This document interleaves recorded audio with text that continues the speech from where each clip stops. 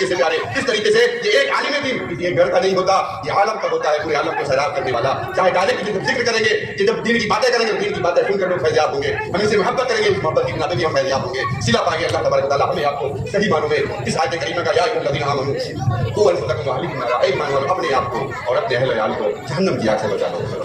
और जहन्नम से आपके बचने का तरीका यही है कि वक्त पर 5 वक्त की नमाज पढ़ो, रोजे रखो, ज़कात अदा करो, हज फर्ज हो जाए हज करो, लोगों से मीठी ज़बान में बोलो, लोगों की खिदमतें करे, नफरतों को मिटा दो, नफरतों को मिटा दो, मोहब्बत फैलाओ। देखो ना हमारे आका के ऊपर जो कूड़ा फेंका करती थी औरत, मेरे आका जब वो बीमार हो गई तो ये नहीं सोचा कि कूड़ा फेंकने वाली थी, बल्कि एक इंसान समझकर मेरे आका उसको दवा देके पहुंचते हैं कि साहब ये दवा पी लो। उस औरत ने जब देखा कि मैं तो ऊपर कूड़ा डालती थी और ये मुझे दवा पिला रहे हैं, कहा दवा पीऊंगी नहीं, पहले मोहम्मद मुझे कलमा पढ़ाकर मेरे ईमान मेरा ईमान कबूल करो, उसके बाद दवा पिला देना। मेरे जिस्म की बीमारी पहले बाद में, मेरे दिल की बीमारी पहले दूर करो। ये मोहब्बत हमारी ईमान की निशानियों में से है, मोहब्बत हमारी इस्लाम की तब्दील में से है। हम आपस में मोहब्बत करें, दूसरों से मोहब्बत करें, नफरत हम ना करें। नफरत करने वाले की नमाज़ें अल्लाह कबूल नहीं फरमाता, नफरत करने वाले के रोजे अल्लाह कबूल नहीं फरमाता, नफरत करने वालों की ज़कात अल्लाह कबूल नहीं फरमाता, नफरत करने वालों का हज भी अल्लाह कबूल नहीं फरमाता। हज कबूल होता है मोहब्बत करने वालों का। एक बुजुर्ग है हज की तैयारी कर रहे, बड़ी मजदूरी करके हज का पैसा जोड़ा, हज का टाइम आ गया, लोगों में ऐलान हो गया कि साहब फला बुजुर्ग हैं, बड़े गरीब हैं, उन्होंने मेहनत की कमाई जोड़ी, हज करने जाएंगे। वो हज की बिल्कुल तैयारी में मसरूफ, कपड़ा उपड़ा तैयार कर लिया, बैठ बिस्तर तैयार कर लिया, जाने के तैयार सारे लोग मिलने आने लगे कि साहब जाएंगे। लेकिन एक दिन आपका जब वाकया हो गया, वाकया ये हुआ कि उनका बच्चा पड़ोस के घर से रोता हुआ आया, अपने बेटे से पूछा बेटा क्यों रो रहा है? कहा पड़ोस के घर में गोश्त पका है अब्बा, मैंने उनसे थोड़ा सा मांगा, उन्होंने मुझे भगा दिया, डांट के भगा दिया, मुझे गोश्त नहीं दिया। इनको बड़ा बुरा लगा, ये तो गरीब पड़ोसी हैं, इनकी हम हमेशा मदद करते हैं। अरे मेरा बेटा था, जिद कर लिया था, थोड़ा सा ही खिला देते। गए उनके घर, सलाम किया, उनको बुलाया, सलाम किया और कहा साहब आप इतने तंग मिजाज हैं कि हम आपकी बराबर खिदमत करते हैं, मोहब्बत आपसे करते हैं, मेरा बेटा जिद कर गया है, वो घर में गोश्त मांग रहा, कहाँ से पाओ इस वक्त गोश्त? अब वो अगर आपके यहाँ थोड़ा सा पका था तो दे देते उसको, बच्चा था बहल जाता था। वो साहब रोने लगे, पड़ोसी रोने लगे, कहा हजरत आप तो जो हमारे साथ खैर खाई करते हैं उसके सिला पे कभी हम ऐसा नहीं कर सकते कि आपके बच्चे को हम अपने घर से ना खिलाएं। लेकिन साहब गोश्त तो पका है हमारे यहाँ, लेकिन कसम अल्लाह की खा के कह रहे वो गोश्त हमारे लिए हलाल है, आपके बेटे के लिए हलाल नहीं है, आपके बेटे के लिए हराम है, इसलिए हम मजबूरन नहीं दे सके, मजबूरी में नहीं दे सके। गोश्त तो है अब भी, लेकिन दे नहीं सके इसलिए कि हमारे लिए हलाल है, आपके बेटे के लिए हराम है, आपके लिए हराम है। कहा जब वाकया जब तक ऐसा बताएं तुम्हारे लिए हलाल, तुम भी तो मुसलमान, मैं भी मुसलमान, तुम्हारे लिए हलाल और मेरे लिए हराम कैसे हो गया? कहा साहब ये है मामला, ये है कि मेरे यहाँ से 7 दिन सारे बच्चे भूखो हैं, 7 दिन से एक रोटी का टुकड़ा भी हमारे यहाँ नहीं है, कुछ खाने को नहीं है, मेरे बच्चे बिल्कुल तड़प कर जहाँ बलब हो गए। तो मैं एक घूरे पे गया, एक गधा मरा पड़ा हुआ था, मैंने उसके जिस्म से थोड़ा सा गोश्त काट के लाया, ताकि उस हदीस पाक के मुताबिक कि अगर जान जा रही हो तो जान बचाने के लिए मुर्दार खा सकते हो, हराम थोड़ा सा इतना खा सकते हो ताकि तुम्हारी जान बच जाए। तो हुजूर इस हदीस पाक पे अमल करते हुए बच्चों की जान बचाने के लिए उस मरे हुए जानवर का थोड़ा सा गोश्त लाके मैंने घर में दे दिया, बीवी ने पकाया, बच्चे खाए। वही खाने के दरमियान तुम्हारा बेटा आ गया था, अब वो भी जिद करने लगा कि मैं नहीं खाऊंगा। अब हुजूर कैसे दे सकता, उसको कैसे खिला सकता?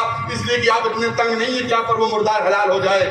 वो साहब इतना सुन के अपने घर में लौटे और बीवी से कहा कि मेरी खातून खाना, ये बता कि हम लोग हज की तैयारी पे लगे हैं, सारा गाँव जान गया, मोहल्ला जान गया, कालीब जान गए, लेकिन हमारे पड़ोस में ऐसे भी इंसान हैं, अल्लाह के नबी की उम्मती है, जिन पर ये गुजर रही है कि इनको अपनी जान बचाने के लिए मुर्दार खाना पड़ रहा है।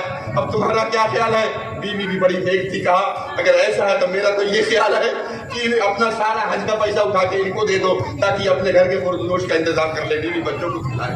उन्होंने चुपके से रात में सारा पैसा लिया, कहा बहन भाई ये लो, ये पैसा इसको रख लो, ये मेरे हज का जाने का पैसा था, इसे रख लो, अपने बच्चों का इंतजाम कर देना, फिर कभी अल्लाह चाहेगा तो मैं हज कर लूंगा, आप इसको इंतजाम कर लो। अब साहब दे दिया। अब सुबह को लोग मिलने आए कि हाजी साहब हमारे लिए दुआ कर रहे हैं। इन्होंने कहा ठीक है, लेकिन मैं नहीं जा रहा साहब, मैं नहीं जा रहा हज के लिए। लोगों ने कहा बड़ा मक्खर आदमी, पहले तो ढोंग रजा दिया कि जा रहे, अब कह रहा नहीं जा रहे। सोच लिया होगा ना पैसा, इतने पैसे में तो घर बन जाएगा, थोड़ा जमीन खरीद लेंगे। ये बड़ा मक्का है, कहते ना ये बड़ा मक्का जाएगा नहीं, ढोंग रजाए।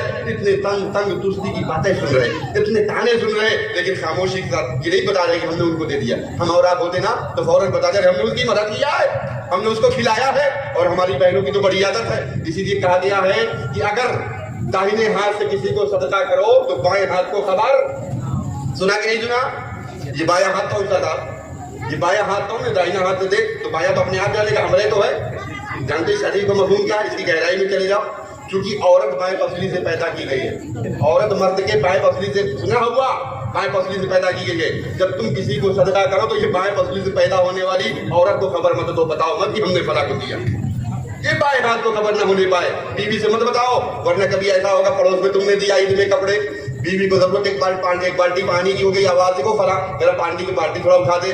اب وہ بیچاری مصروف نہیں ہوگی یار, وقت نہ دیا, اب پھر کہیں گے کہ تم نہیں دے رہی. ارے احسان بڑا موت, میرا شوہر عید میں تجھے کپڑا نہ پہنائے تو مر جائے تو, اور تم مجھے پانی نہیں دے رہی ہے. فوراً تانا دے کے تیرے صدقے کو خراب کر دے گی. تو رسول اللہ نے کتنا بڑھیا انتظام کیا, دائیں ہاتھ دے دو تو بائیں والی کو خبر نہ ہو, بائیں ہاتھ کو خبر نہ ہو, نہ تیرا صدقہ برباد کر دے گی. آرام بتایا نہیں, لوگوں نے تمام تانے دیے. اتفاق کے حج کا موقع آ گیا, سفر ہو گیا, لوگ حج کرنے لگے. حج کے بعد جب واپسی ہونے لگی تو واپسی ہونے کے بعد تمام احباب, تمام لوگ جو حج کرنے کے لیے گئے تھے وہ سب اپنا اپنا سامان گھر میں رکھے. دوسرے دن انہیں کے پاس آئے گا, حاجی صاحب مبارک ہو آپ کو, حج کا حج مبارک ہو, حاجی صاحب آپ کا حج مبارک ہو.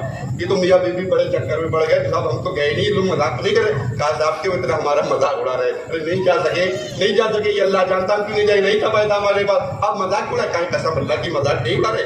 ارے صاحب ہم نے تو میزاب رحمت کے نیچے تمہیں دعا کرتے ہوئے ہم نے اپنی آنکھوں سے دیکھا, ہم نے کعبہ کا طواف کرتے ہوئے ہم نے تمہیں دیکھا ہے, ہم نے تو حکیم میں دعا مانگتے ہوئے تمہیں دیکھا ہے, ملتزم دروازے کعبہ پہ چھپک کر کے رو رو کر دعا مانگتے ہم نے تمہیں دیکھا ہے. اور یہی نہیں بلکہ ہم ایک اللہ کے ولی بھی ہمارے ساتھ تھے, اور انہوں نے خواب میں جو الہامی آواز سنی ہے, وہ اللہ کی طرف سے یہ آواز سنی ہے کہ اب کی حاجیوں کا, یہ 60,000 حاجی یہاں پہ آئے ہیں, لیکن ان میں سے کسی کا حج قبول نہیں ہوا ہے. صرف ایک آدمی ہے, ایک حاجی ہے, جس کی وجہ سے اللہ نے سب کا حج قبول فرمایا, اور وہ آپ کا نام لیا جا رہا تھا. یہ آپ کی وجہ سے سب کا حج قبول ہوا ہے, اور اس لیے ہم حج کی آپ کو مبارکباد دینے آئے ہیں. یہ سب بڑے حیران, اسی حیرانی میں رات میں سو گئے. تو اللہ کی طرف سے جہاں ہوا بندے فکر کیوں کرتا ہے, تو اتنے حیرت زدہ کیوں ہے کہ لوگ تجھے حاجی کہہ رہے, سن جب تم نے میرے بندے کی مدد کر دی, اپنا زمانے کا شوق, پوری زندگی کا شوق تو نے قربان کر دیا. تجھے ایک ہی شوق تھا تیری اور تیری بیوی کا کہ محنت سے کمائی چھوڑ کے ایک مرتبہ اللہ کے دربار پہنچ جائے, رسول اللہ کے گھر کی زیارت کر لے. یہ شوق تو نے میرے بندے کی خدمت میں نشاور کر دیا, اس شوق کو تو نے میرے بندے کی خدمت میں نشاور کر دیا. تو پھر اللہ کی رحمت بے پایا ہے. جب تیرے میرے بندے کے تو نے خدمت کر دی تو میں نے فرشتوں کو تیری شکل میں پیدا کر دیا, تیری شکل میں فرشتوں کو پیدا کر دیا, اور انہیں حکم دیا کہ قیامت تک وہ تیرے نام سے طواف اور حج کرتے رہے.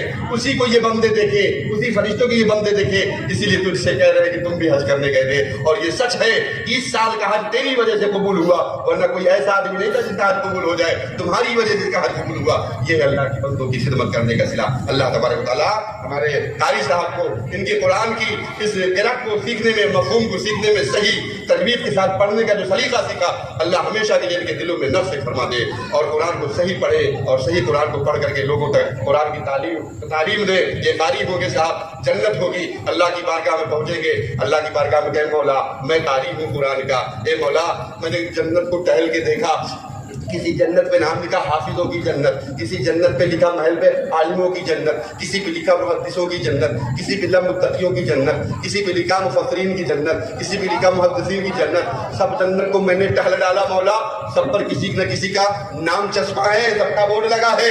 مولا میں قرآن کا قاری, پوری جنت تلاشا, کہیں میرے نام سے کوئی گھر نہیں جنت, میرے نام سے کوئی گھر نہیں جنت پہ. اب میں جاؤں تو کہاں جاؤں, اے مولا کم سے کم میں تیرے قرآن کا قاری ہوں. اس لیے ایک گھر میں بورڈ میرا بھی لگتا کہ یہ محل قاریوں کا ہے, جنت میں یہ محل قاریوں کا ہے, قاری کا ہے, اس لیے میرا بورڈ نہیں. مولا کیا میری مکارت, میری محنت اکارت جائی, رب کی رحمت مسکرائے گی.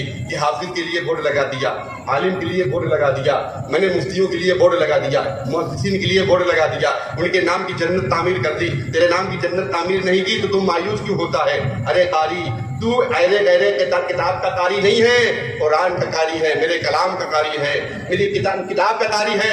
اس لیے مفسرین کی جنت میں حافظ نہیں رہ سکتا, محدثین کی جنت میں مفسر نہیں رہ سکتا, عالم کی جنت میں حافظ نہیں رہ سکتا. سب اپنے اپنے چشمہ بورڈ پہ جائیں گے.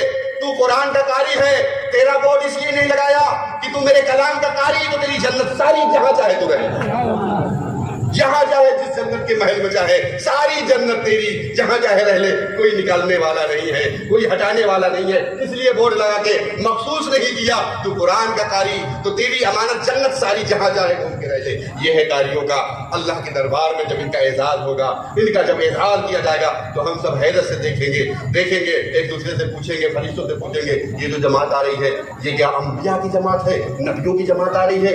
فرشتے کہیں گے نہیں۔ پھر اولیاء کی جماعت ہے جو آ رہی ہے؟ نہیں۔ کیا فرشتے ہی آ رہے ہیں؟ چمکتا ہوا ان کا تاج، چمکتا ہوا جسم کا لباس، کون ہے یہ؟ تو اللہ کے فرشتے فرمائیں گے کہ یہ وہی ہے جو تمہارے مساجد میں امامت کیا کرتے تھے اور تم کھانا دینا بھول جایا کرتے تھے، یہ تمہاری مسجد میں مؤذنی کیا کرتے تھے اور تم ان کو کہتے مسجد صاحب بستر جھاڑو، یہ جھاڑو، تم جھاڑ سماتے تھے، تم سنتے تھے ہم بڑے زمیندار ہیں۔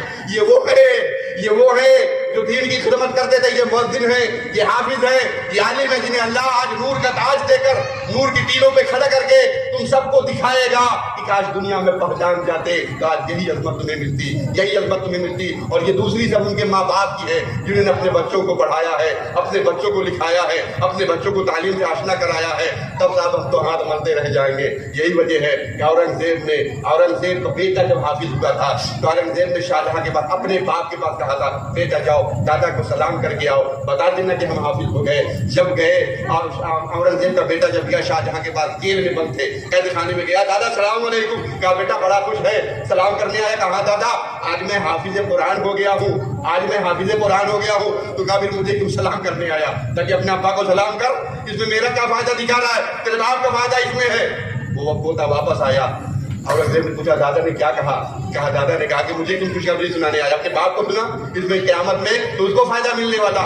اورنگزیب نے سمجھ لیا کہ میرے باپ کی مرضی کیا ہے، اسی دن سے ٹھان لیا، پھر قرآن کا حفظ کیا۔ جب پورے حافظ اورنگزیب ہو گئے تب جیل خانے جانے کا السلام علیکم، آپ کا بیٹا حافظ ہو گیا۔ انہوں نے گلے لگا کیا اب میرے لیے خوشخبری ہے کہ میرا بیٹا حافظ ہوا ہے۔ یہ نعمتیں ہیں جاننے والوں کے لیے، یہ نعمتیں ہیں پہچاننے والوں کے لیے۔ اللہ تبارک و تعالیٰ آپ کو سب کو اس دین کی باتیں گفتگو سننے کی توفیق عطا فرمائے، اس پہ عمل کرنے کی